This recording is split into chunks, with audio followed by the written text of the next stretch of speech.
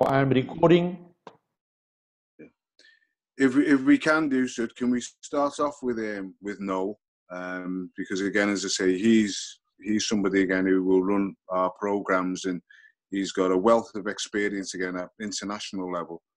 And as I say, he was a top player in the UK, and I think it's important again that he has his input and his input on the dynamics of African football and linking it again to what we know and what we see again in European football. Good afternoon. Can you hear me? Yeah. Afternoon, everybody, and thanks for the invitation to make a contribution. Just interesting listening to a lot of the things so far.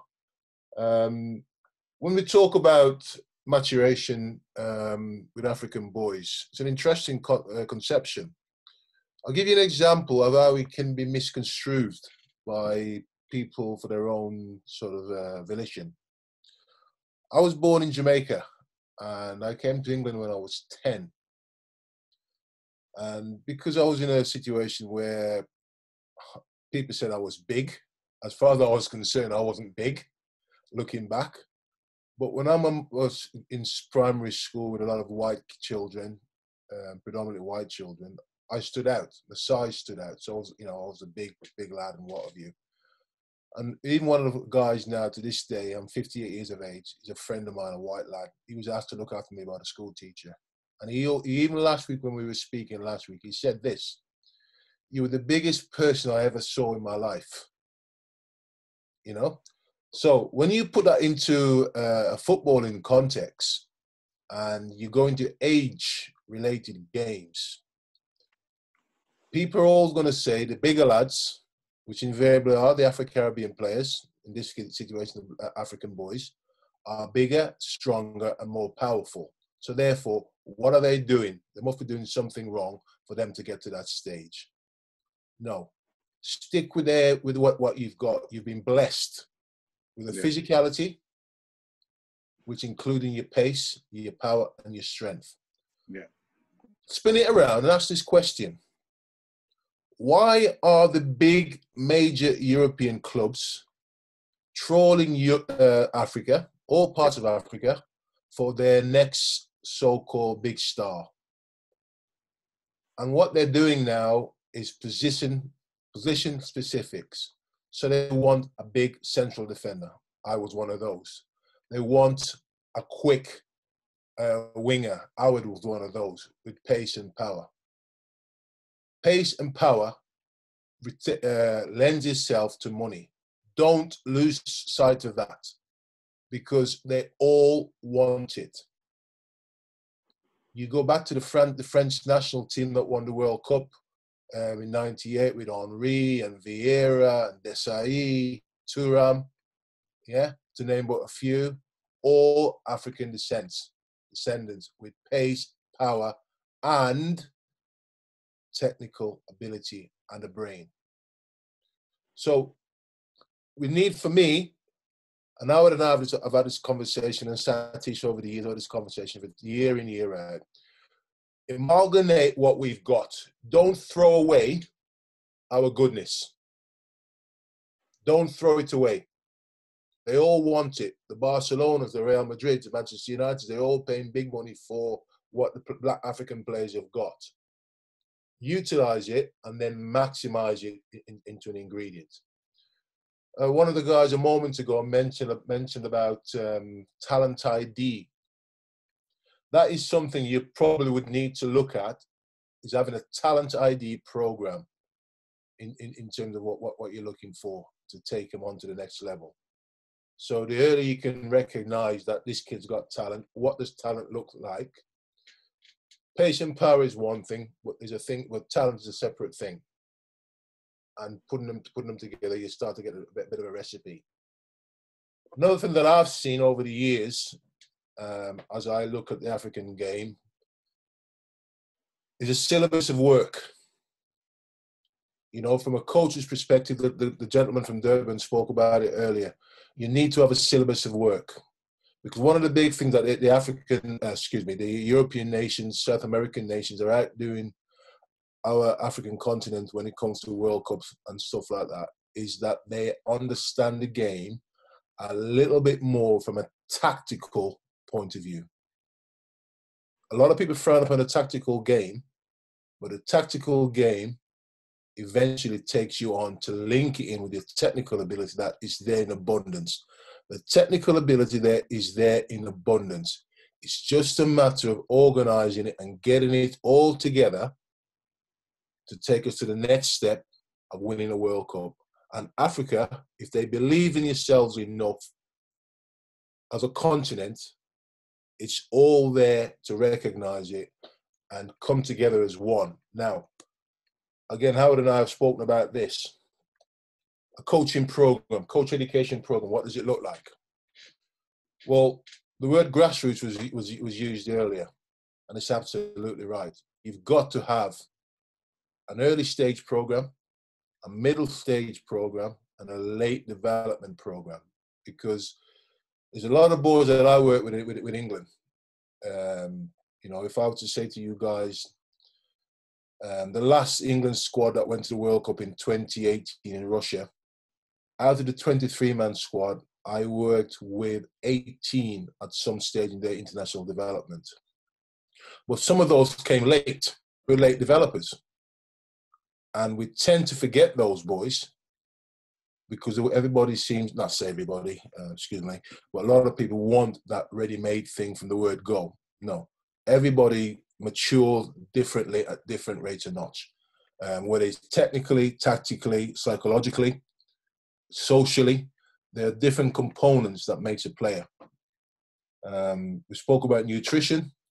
Not every African also, you know, is in a position to feed their children in the right way. So that's where the elite clubs that you guys have got in that part of the world, the academies and all that, can develop and evolve the players and work with other sort of organizations to get the benefit. And then these people, i.e. clubs and agents who take the players, have got to give you something back to produce more players, to help the system, whether it's a foundation, whether it's a coaching module, etc. But as I said, for me, don't throw the goodness that you've got out the way. I see it a lot now where people talking about, you know, physicality and strength and power and pace and whatever. It's a godsend. Take it, use it. Take it and maximize it. But evolve the technical bit that's there in abundance. Link it with the tactical development of the game. A lot of games and tournaments are won by tactics. Believe it or believe it not. Yeah? Howard is well renowned in Liverpool for obvious reasons. I have people I know at Liverpool, and they tell me, I asked them a question the other week. Tell me Klopp's secret, so-called secret. No secret. That's the answer, no secret. He wants to sign a player, and he says to the recruitment people, does the boy, i.e. the player, does he like to run? And the second question he wants to know, does he enjoy running? And if the answer is yes to both of those two questions, we can entertain him because we already like him from his ability while we're looking to recruit him. But he's got to be able to run, and he's got to be able to enjoy running because they will do plenty of that at Liverpool. So the modern game now is fast and furious, pace and power, with brain behind it. So he has those players in specific positions. Howard said, made the point about, I think, 50%, 90% of the Liverpool squad of African origin. Yeah. Well, there you go. There you go.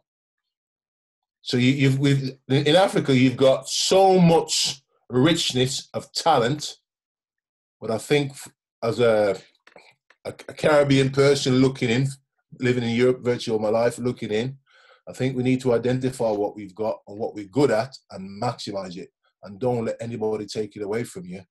And allow that technical ability that players have got in abundance to come to the table.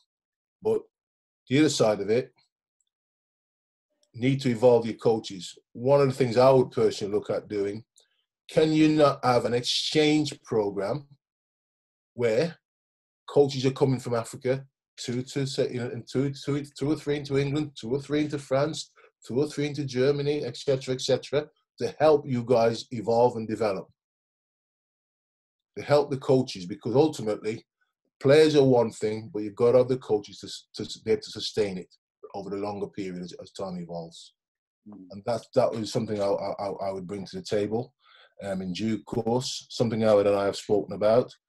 But, you know, in terms of coach education, coach the coaches, because ultimately coaches are the ones who are going to have talent ID and evolve the players in their game development. And just to add a little bit more onto the bone of what Noel's just been elaborating to us again, is that there is so much talent that is leaving Africa and going to Europe, and there's no monetary backlash coming back to the clubs again who've developed them, the coaches again who've developed them. So there's a drain of not only the talent, but that money is going into Europe and it's not going to be getting spent in Africa.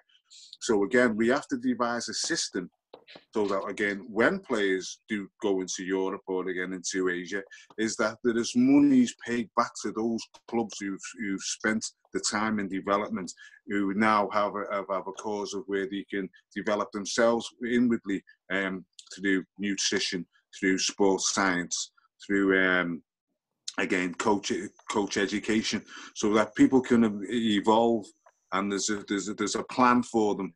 But there's a plan there through a monetary situation, and it's better again for the coaches, because again I hear it all the time where I see coaches who've worked with young players for 7 or 8 years, and then some Shylock comes in and offers them the world in Europe, and they're gone, and the club and the coach don't get any recompense from it.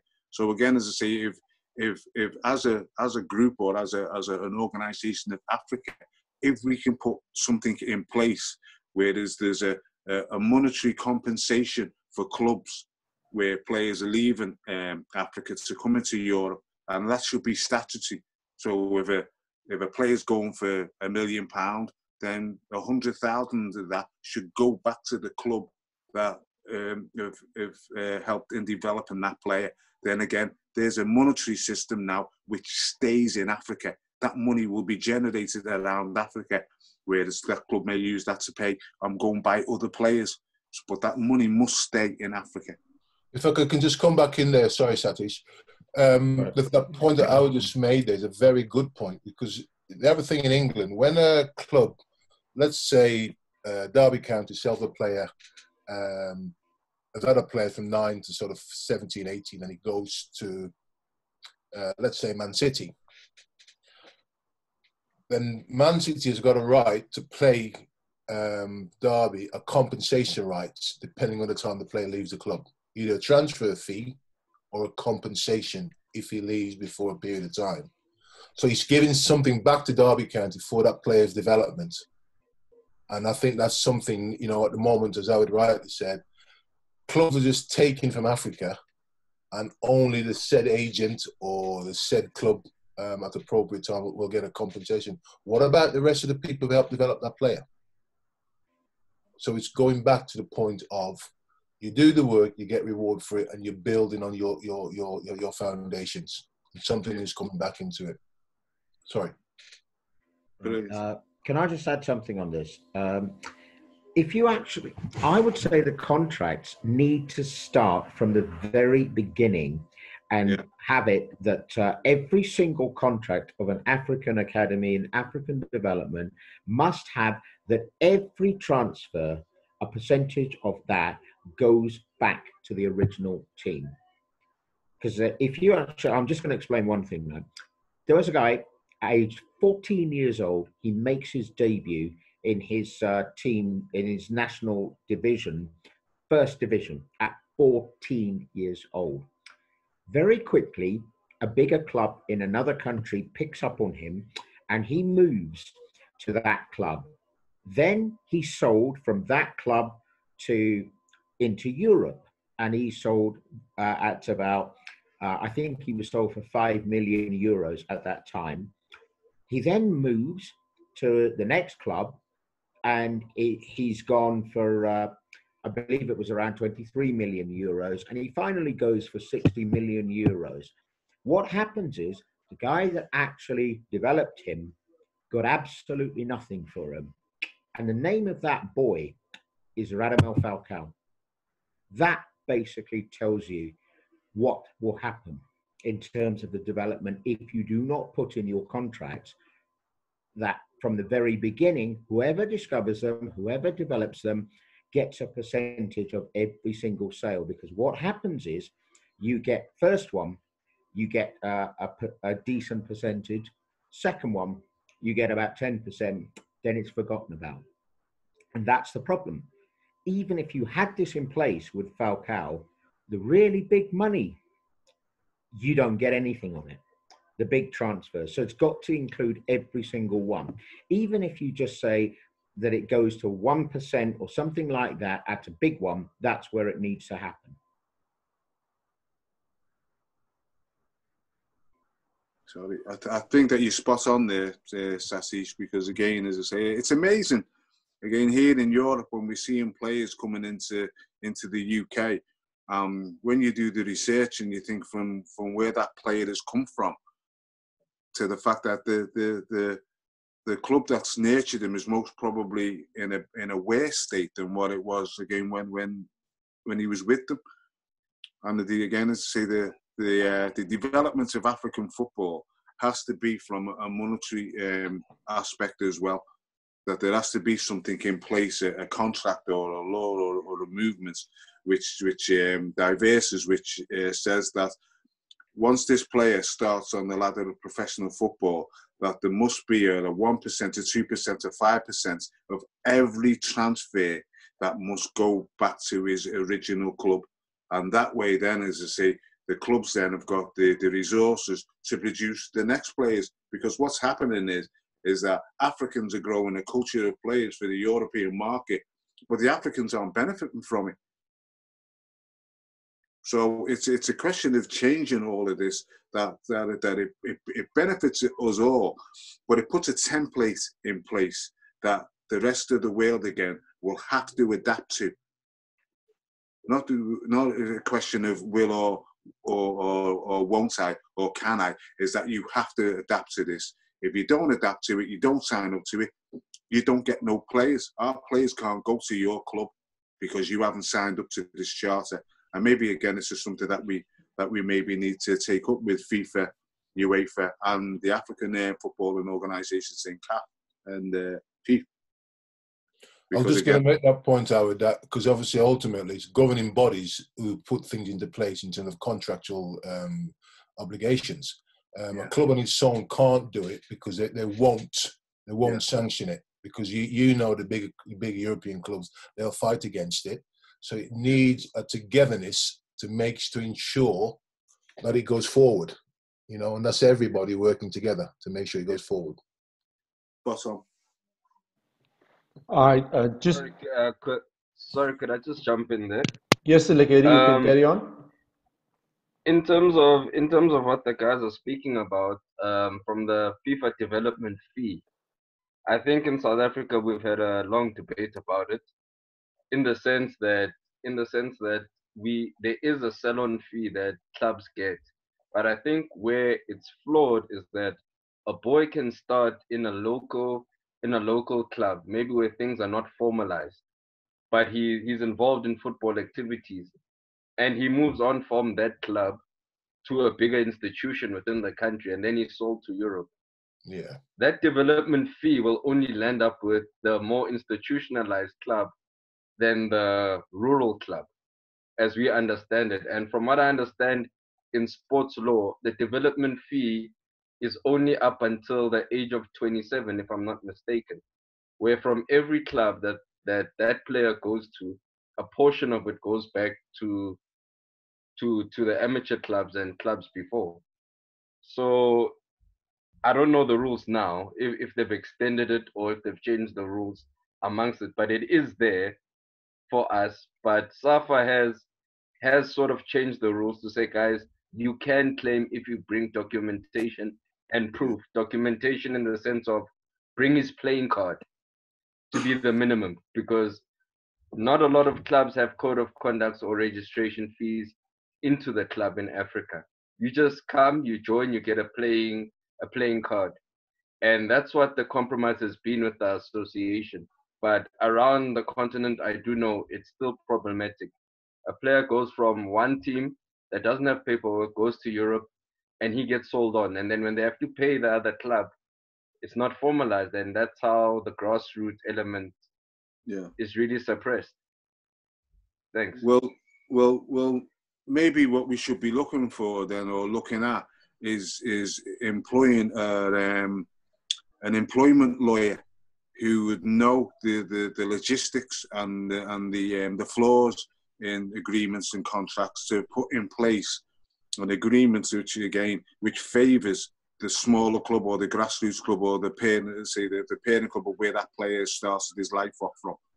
And again, as I say, this is something again which we should be going to the authorities and saying, this is what we want, not can we have it. This is that we think that this is something that we need, that should be implicated, because at the end of the day, it's gonna ensure the players of the future. If there's money going back to a small club who can now buy some balls, some goals, employ coaches again, because I think that we have to get out of the realm of the begging bucket, or everybody's doing it for charity.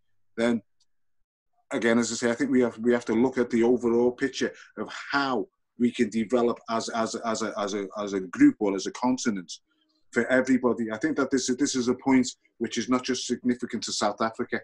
I think that this is something that should be debated and drawn up across Africa, because the drain of players into Europe is not just conducive to South Africa. It's from everywhere. A lot of the European clubs have already got bases in Africa and camps and agents in Africa who are on the lookout for players for them. So again, as I say, as a collective, if we could speak to again, starting with the sports minister in South Africa, of how we can develop an initiative to safeguard the clubs, the players, the coaches, and football in Africa, and stop this drain of talent that's coming out. And there's no recompense going back into African football. The players are becoming rich and wealthy, but again, some of them live in Europe. Some of them go back home. But the clubs themselves have to be recompensed and represented at the higher table, because again, there are a lot of small clubs who don't have the voice or the know-how to engage in a process like this. So again, I think it's important that it's maybe a discussion for the future, but I think that it's a discussion that we should elaborate on and see how we can develop an initiative which safeguards the players, the clubs, the coaches, African football. Thank you very much, Howard. Sorry, can I just say, is there any reason why the SAFA cannot be approached to develop a standard contract that it advises all clubs to adopt with all players, which basically does exactly that? Yeah. I think SAFA. It has to come from us as a forum, and we direct and we put out a document that you take to SAFA and say all of the clubs have agreed to this, from grassroots football right up to, again, I'm sure again the professional clubs might not buy into it. But I think if you form a template or a document that you can take to them, saying that this is what we want. We've had consultation of a number of African coaches and clubs throughout Africa, and this is what we've come up with, that we know will help develop African football. It'll safeguard the talent drain into European football. It'll protect us against one of the issues that we had the other day, where we have a coach who's openly belligerent a certain quarter within Africa saying that again, that he didn't want to be there and his wife didn't get this and his wife didn't get that. That's the mentality that they have coming there. They've got no conversation about us as black people. And they just see us as a cash cow. And that's what I'm trying to get with all this, is that we have to empower ourselves, our own people, and stop looking again to the white culture. The white culture's had far too much influence on that continent for a number of years. Now we have to stand up ourselves and say that this is something again we want to do, control and protect ourselves. Okay, thank you, Howard. I'm going to hand over to Greg Mashilo, and he's going to conclude our session for today. I just want to thank Lekedi and Cabello, our two researchers, and also our international guests, Noel, Howard, Satish as well, for their contributions, and the other coaches. Over to Greg, and thank you very much for all your patience with us, the contributions and input. It is much appreciated. Thank you very much, and keep safe. Greg Mashilo, your final remarks, sir. Yeah, thank you very much, Omar. Let alone we deviated a little bit out of the topic of today. The short of everything as regard that issue of compensation, Howard and Noel, just take notice that SAFA, as with FIFA, they have an understanding as regards the My SAFA program. That My SAFA program is also directed by issues of club licensing.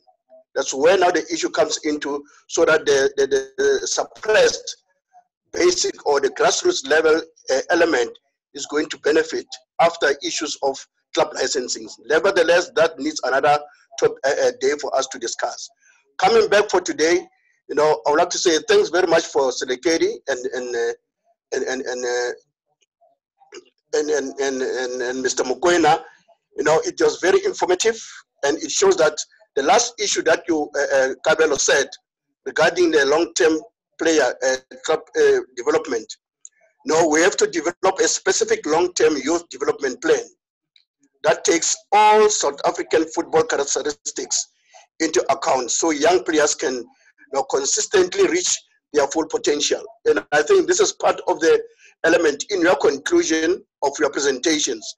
And if that can be taken care of, definitely we will be able now to say, here are now potential players that are sustainable according to the origin of a South African player or an African player that can be now presented and be sustainable in European. And that's where now our world-class ambitions will be successful. Thank you very much.